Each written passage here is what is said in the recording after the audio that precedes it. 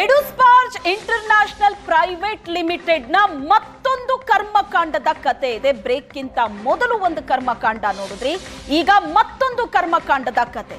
ಕೆಲ ಜಿಲ್ಲೆಗಳಲ್ಲಿ ಆಂಬ್ಯುಲೆನ್ಸ್ ಗಳನ್ನ ಓಡಿಸದೆ ಹಣ ಪಡೆದು ಏಜೆನ್ಸಿ ಸರ್ಕಾರವನ್ನ ಯಾಮಾರಿಸ್ತಾ ಇದೆಯಾ ಅನ್ನೋ ಅನುಮಾನ ಕೂಡ ಇದೆ. ಕೆಲ ಆಂಬ್ಯುಲೆನ್ಸ್ ಗಳಲ್ಲಿ ವೈದ್ಯರೇ ಇಲ್ಲ. ಡಾಕ್ಟರ್ ರಾಮಚಂದ್ರಯ್ಯ ಎಂ ಬಿಚ್ಚಿಟ್ ಅಂತ ಭಯಾನಕ ಸತ್ಯ ಇದು. ಪ್ರಧಾನ ಕಾರ್ಯದರ್ಶಿ ರಾಮಚಂದ್ರಯ್ಯ ಅವರೇ ಮಾತಾಡಿದ್ದಾರೆ ಈ ಬಗ್ಗೆ. ಡಾಕ್ಟರೇ ಇಲ್ಲದೆ ಆಂಬ್ಯುಲೆನ್ಸ್ ಓಡಿಸಿ ಬಿಲ್ ಎತ್ತಿದ್ರ, ಆಂಬ್ಯುಲೆನ್ಸ್ ರನ್ ಆಗಿರೋ ಬಗ್ಗೆ ದಾಖಲೆಯನ್ನ ಸೃಷ್ಟಿಸಿ ಬಿಲ್ ತೆಗೆದಿದ್ದಾರೆ. ಕಾಂಟ್ರಾಕ್ಟರ್ಗಳೇ ಲಾಭ ಮಾಡ್ಕೋತಾ ಇದ್ದಾರೆ ಅನ್ನೋ ಅನುಮಾನ ಇದೆ. ಡಾಕ್ಟರೇ ಇಲ್ಲದೆ ಆಂಬ್ಯುಲೆನ್ಸ್ ಅನ್ನ ಓಡಿಸಿ ಬಿಲ್ ಕೊಡ್ತಿದ್ದಾರಾ? ದುಡ್ಡು ಎತ್ತೋದಕ್ಕೆ ಯಾವೆಲ್ಲ ದಾರಿಗಳಿದೆಯೋ ಆ ಎಲ್ಲಾ ದಾರಿಗಳನ್ನು ಕೂಡ ಇವರು ಬಳಸ್ಕೋತಾ ಇದ್ದಾರೆ. ಈ ಭಯಾನಕ ಸತ್ಯ ಈಗ ಹೊರಗೆ ಬಂದಿದೆ. ಸರ್, ಇದು ಈ ಪಶು ವೈದ್ಯ ಸಂಚಾರಿ ಪಶು ಚಿಕಿತ್ಸಾ ಘಟಕಗಳು ಬರ್ತಾವಲ್ಲ ಸರ್, ಅವೇನು ಅವ್ರದ್ದೇನೋ ಸಮಸ್ಯೆ ಆಗಿತ್ತು ಅಂತೇಳಿ ತಾವು ಒಂದು ಮನವಿಯನ್ನ ಕೊಟ್ಟಿದ್ದಾರೆ ಸರ್, ಒಂದು 2 ವರ್ಷದ ಹಿಂದೆನೆ ಸರ್.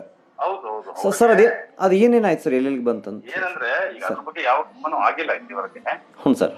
ನಾವು ಸರ್ಕಾರದಿಂದ ಏನಂತ ಕೇಳಿದ್ವಿ ಅಂತಂದ್ರೆ 1962 ನಲ್ಲಿ ಕೆಲಸ ಮಾಡುವಂತ ಡಾಕ್ಟರ್ಗೆ ಕೇಂದ್ರ ಸರ್ಕಾರ ನಿಗದಿಪಡಿಸಿರುವಂತ ವೇತನವನ್ನ ಕೊಡ್ಬೇಕು. ಹೌದು ಸರ್, 56,000 ಏನೋ ಇದೆ ಅಲ್ಲ ಸರ್ ಅದು?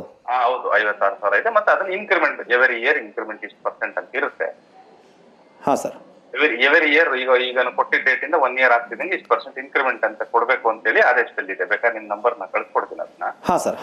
ಆದೇಶ ಅಲ್ಲಿ ಏನಾಯ್ತು, ಅದಕ್ಕೆ ನಾವು ಕೊಡ್ತಾ ಇಲ್ಲ ಅಂತ ಹೇಳಿ ನಾವು ಸಾಕಷ್ಟು ಬಾರಿ ಮನವಿ ಮಾಡಿದ್ವಿ. ಮೊನ್ನೆನೂ ಕೂಡ ಪ್ರಿನ್ಸಿಪಲ್ ಸೆಕ್ರೆಟರಿ ಅವ್ರ ಗಮನ ತಂದಿವಿ.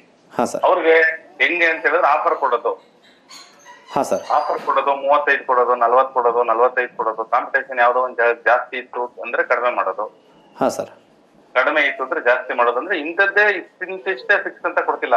35 ಕೊಡೋದು, 40 ಕೊಡೋದು, 45 ಕೊಡೋದು. ಈಗ 45 ಮ್ಯಾಕ್ಸಿಮಮ್ ಕೊಟ್ಟಿರೋ ತರ ಇದೆ ನನ್ಗೆ. ರೀಸೆಂಟ್ ಮೊನ್ನೆ ಯಾವ್ದೋ ಒಂದು ಆದೇಶ ಕೊಟ್ಟಿದ್ದಾರೆ.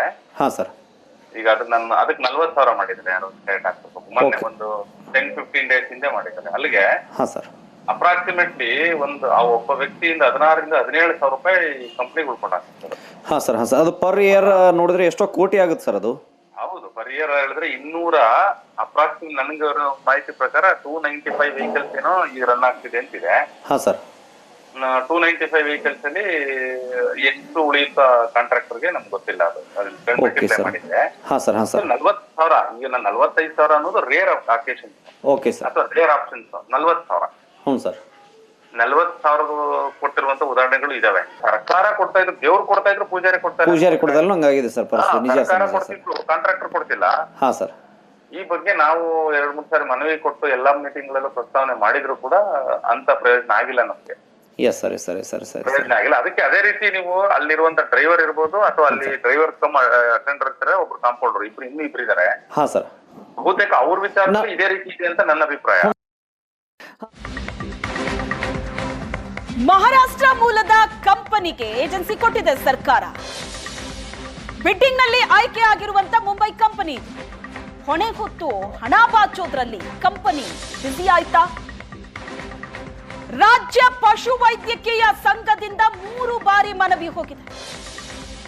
ಪಶುಸಂಗೋಪನಾ ಸಚಿವರ ಗಮನಕ್ಕೆ ತಂದ್ರೂ ಕೂಡ ನಿರ್ಲಕ್ಷ್ಯ ಮಾಡಲಾಗಿದೆ. ರಾಜ್ಯಾಧ್ಯಕ್ಷ ಡಾಕ್ಟರ್ ಶಿವಶರಣಪ್ಪ ಯಲಗೊಂಡ ಹೇಳಿಕೆ ಕೊಟ್ಟಿದ್ದಾರೆ. ಗಮನಕ್ಕೆ ಇಲ್ವಾ? ಇಲ್ಲ, ಹಾಗೇನಿಲ್ಲ.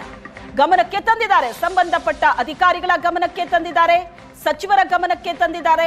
ಆದ್ರೂ ಸಹ ನಿರ್ಲಕ್ಷ್ಯ ಮಾಡಲಾಗ್ತಾ ಇದೆ.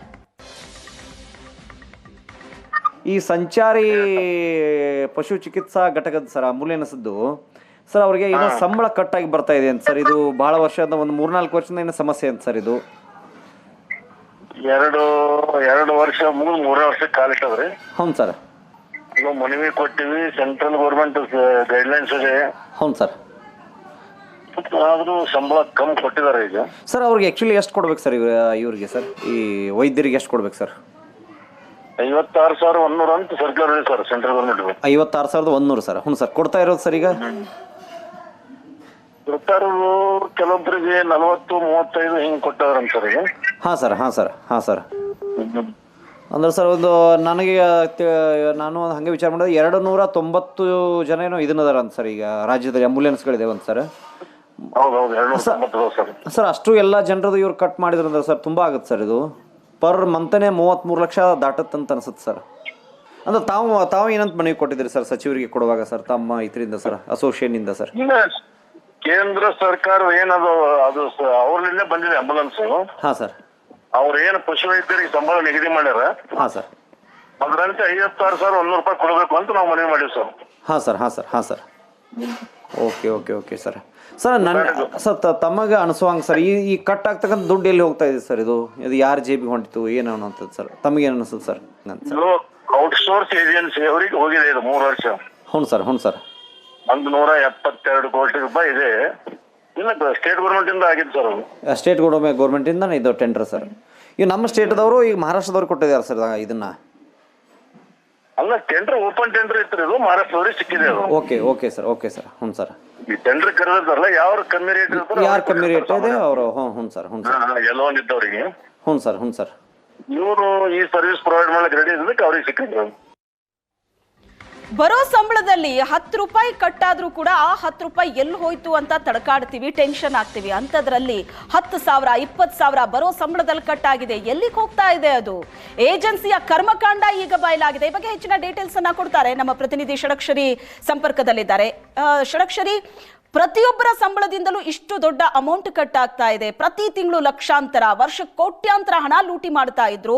ಸಂಬಂಧಪಟ್ಟ ಇಲಾಖೆ ಸಚಿವರ ಗಮನಕ್ಕೆ ತಂದರೂ ಕೂಡ ಇದಕ್ಕೊಂದು ಫುಲ್ ಸ್ಟಾಪ್ ಸಿಗ್ತಾ ಇಲ್ಲ. ಏನಾಗ್ತಾ ಇದೆ? ಇಲಾಖೆ ಏನ್ ಹೇಳ್ತಾ ಇದೆ? ಸಚಿವರು ಏನ್ ಹೇಳ್ತಾ ಇದ್ದಾರೆ? ಎಸ್ ಅಶ್ವಿತಾ, ಆಗ್ಲೇ ತಾವು ಹೇಳ್ತಾ ಇದ್ರಿ ಹನಿ ಸೇರಿದ್ರಿ ಹಳ್ಳ ಅಂತ ಹೇಳಿ. ಇವರು ಹನಿ ಸೇರಿಸಿ ಸಮುದ್ರನೇ ಇಲ್ಲಿ ಮಾಡ್ಕೊಂಡಿದ್ದಾರೆ. ಯಾಕಂತ ಕೇಳಿದ್ರೆ ಪ್ರತಿ ತಿಂಗಳು ಸಹ 290 ಎಂಪ್ಲಾಯಿಗಳಿಂದ ಬರೋಬ್ಬರಿ ಹೇಳಿದ್ರೆ 34 ಲಕ್ಷ ರೂಪಾಯಿ ಅಂದ್ರೆ ಅವ್ರಿಗೆ ಹೋಗ್ತಾ ಇದೆ. ಮತ್ತೊಂದು ಇಡೀ ವರ್ಷದ ಲೆಕ್ಕ ನಾವು ತಗೊಂಡ್ರೆ ಇಲ್ಲಿ 5 ಕೋಟಿ ರೂಪಾಯಿ ಅಷ್ಟು ಸಂಗ್ರಹ ಆಗ್ತಾ ಇರುವಂತದ್ದು. ಹಾಗಾದ್ರೆ ಪ್ರತಿ ವರ್ಷ 5 ಕೋಟಿ ಅಂತ ಹೇಳಿ ನಾವೇನ್ ಹೇಳ್ತಾ ಇದೀವಿ, ಇದು ಏನು ಈ ಸಂಚಾರಿ ಪಶು ವೈದ್ಯರದು ನಾವು ಹೇಳ್ತಾ ಇರೋದು. ಈ ಪೈಲಟ್ಗಳ ವಿಚಾರಕ್ಕೆ ಬಂದ್ರೆ ಆಮೇಲೆ ನನ್ನ ಹತ್ರ ಒಂದು ದಾಖಲೆ ಇದೆ ನೋಡಿ. ಇಲ್ಲಿ ಇವರು 56,000 ಕೊಡ್ಲೇಬೇಕು ಪ್ರತಿ ಎಂಪ್ಲಾಯಿಗೆ. ಅಂದ್ರೆ ಪಶು ವೈದ್ಯರಿಗೆ 56,000 ಕೊಡಬೇಕು. ಆದ್ರೆ ಕೊಡ್ತಾ ಇರೋದೆಷ್ಟು? ಕೆಲವರಿಗೆ ಇಲ್ಲಿ ಇನ್ನೊಂದು ದಾಖಲೆ ಇದೆ ನೋಡಿ. ಇಲ್ಲಿ ಬರೀ ಎಷ್ಟು ಕೊಡಿ ನೋಡಿ, ನನ್ನ ಹತ್ರ ಇದೆ ನೋಡಿ ಎಷ್ಟು ಜಮೆ ಆಗ್ತಾ ಇದೆ ಅಂತ ಹೇಳಿ. ಇಲ್ಲಿ ಜಮೆ ಆಗ್ತಾ ಇರೋದೇ 38,000 ಜಮೆ ಆಗ್ತಾ ಇದೆ. ಇನ್ನೊಂದು ಅಸಲಿ ಇಲ್ಲಿ ವಿಚಾರ ಏನಂತ ಹೇಳಿದ್ರೆ ಶ್ವೇತಾ, ಇನ್ನೊಂದು ದಾಖಲೆ ತೋರಿಸ್ತೀನಿ ನೋಡಿ.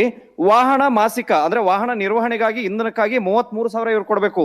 ಮತ್ತೊಂದು ಕಡೆಗೆ ಔಷಧಿ ಇತ್ಯಾದಿಗಾಗಿ 35,000 ಕೊಡಬೇಕು. ಅಂದ್ರೆ ಪ್ರತಿ ಆಂಬುಲೆನ್ಸ್ಗೂ ಇದನ್ನ ಕೊಡ್ಬೇಕಾಗತ್ತೆ ಇವರು. ಆದ್ರೆ ಇಲ್ಲಿ ನೋಡ್ತಾ ಇದ್ರೆ ಆ ಹಣವೇ ಹೋಗ್ತಾ ಇಲ್ಲ ಅನ್ನುವಂತ ಮಾಹಿತಿಗಳಿದಾವೆ. ಆಮೇಲೆ ಆಂಬುಲೆನ್ಸ್ಗಳು ಓಡ್ತಾ ಇದಾವೆ, ಆ ಹಣ ಮಾತ್ರ ಓಡ್ತಾ ಇಲ್ಲ. ಹಣ ಮಾತ್ರ ಇಲ್ಲಿ ಖರ್ಚಾಗ್ತಾ ಇದೆ, ಅದ್ರ ಖರ್ಚು ಹಾಕ್ತಾ ಇದ್ದಾರೆ. ಅಂದ್ರೆ ಇದೆಲ್ಲವೂ ಸಹ ಈ ಎಡುಸ್ಪಾ ಕಂಪನಿಗೆ ಹೋಗ್ತಾ ಇದೆ ಅಂತಕ್ಕಂಥ ಮಾಹಿತಿಗಳಿರುವಂತದ್ದು. ಪ್ರತಿ ತಿಂಗಳು 34 ಲಕ್ಷದಂಗೆ ಬರೀ ಈ ವೈದ್ಯರು ತಗೊಂಡ್ರೆ, ಆಮೇಲೆ ಪೈಲಟ್ಗಳದ್ದು, ಹಾಗೆ ಆ ನಂತರ ಅಲ್ಲಿ ಕೆಲಸ ಮಾಡುವಂತವ್ರು, ಈ ಔಷಧಿ, ಮತ್ತೊಂದು ಕಡೆಗೆ ಈ ವಾಹನಗಳ ಖರ್ಚಿಗೆ ಅಂತ ಏನ್ ಕೊಡ್ತಾ ಇದ್ದಾರೆ ಇಂಧನಕ್ಕಂತ ಹೇಳಿ, ಇದೆಲ್ಲವನ್ನ ಲೆಕ್ಕಕ್ಕೆ ತಗೊಂಡ್ರು ಇದು ಸಮುದ್ರ ಆಗತ್ತೆ. ಈ ನಿಟ್ಟಿನಲ್ಲಿ ಈಗಾಗಲೇ ಈ ಪಶು ವೈದ್ಯಕೀಯ ಸಂಘ ಏನಿದೆ ಸಚಿವರಿಗೆ ಮನವಿಯನ್ನ ಕೊಡ್ತಾ ಬಂದಿದೆ. 3 ಸಾರಿ ಹೋಗಿ ಹೇಳಿದ್ದಾರೆ, ಈ ರೀತಿ ಆಗ್ತಾ ಇದೆ ಸರ್, ಕಟ್ ಆಗ್ತಾ ಇದೆ, ಸರಿಯಾಗಿ ಸಂಬಳ ಬರೋ ರೀತಿ ನೋಡ್ಕೊಳ್ಳಿ ಅಂತ ಹೇಳಿದ್ದಾರೆ. ಅವರು ಭರವಸೆಯನ್ನ ಕೊಡ್ತಾರೆ, ಆದ್ರೆ ಕೆಲಸ ಮಾತ್ರ ಆಗ್ತಾ ಇಲ್ಲ ಅಂತಕ್ಕಂಥ ಮಾಹಿತಿಗಳಿರುವಂತದ್ದು. ಈ ನಿಟ್ಟಿನಲ್ಲಿ ಇನ್ನಾದ್ರೂ ಸರ್ಕಾರ ಗಮನ ಹರಿಸಿ ಈ ದುಡ್ಡು ಯಾರಕ್ಕೆ ಜೇಬಿಗೆ ಹೋಗ್ತಾ ಇದೆ, ಕಂಪನಿಗೆ ಹೋಯ್ತಾ ಅಥವಾ ಕಂಪನಿಗೆ ಏಜೆನ್ಸಿ ಕೊಟ್ಟಂತವ್ರಿಗೆ ಕಿಸೆಗೆ ಏನಾದ್ರೂ ಹೋಗ್ತಾ ಇದೆಯಾ? ಈ ನಿಟ್ಟಿನಲ್ಲಿ ಒಂದು ತನಿಖೆ ಸಹ ಮಾಡಿಸ್ಬೇಕಾಗತ್ತೆ.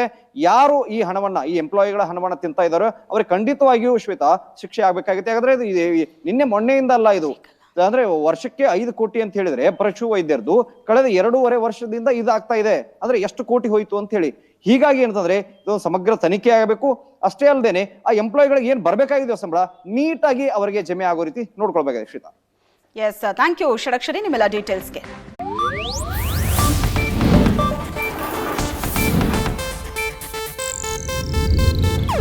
ಇದು ಏಷ್ಯಾನೆಟ್ ನ್ಯೂಸ್ ನೆಟ್ವರ್ಕ್ ಪ್ರಸ್ತುತಿ.